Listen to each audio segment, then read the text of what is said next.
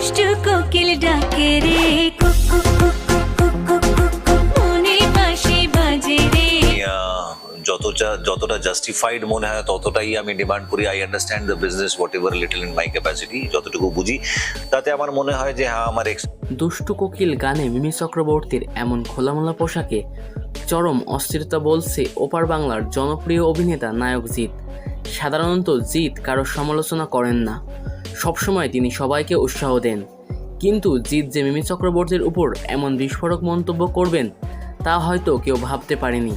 এমনিতে জিৎ ও মিমি চক্রবর্তীর সাথে খুব ভালো সম্পর্ক, কেননা একসাথে তারা কয়েকটি সিনেমায় অভিনয় করেছেন। হয়তো ভালো সম্পর্ক থাকার পরেও জিৎ মিমি চক্রবর্তীর উপর এমন ক্ষোভ ছেড়ে দিবেন তা হয়তো আপনিও অনুমান করতে পারবেন না।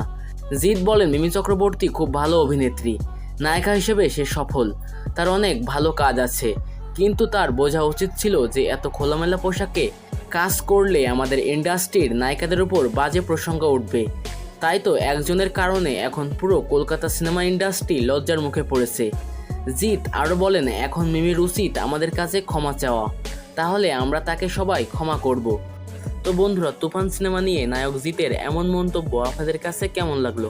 তো অবশ্যই কমেন্টস করে জানাবেন আপনাদের মূল্যবান মতামত।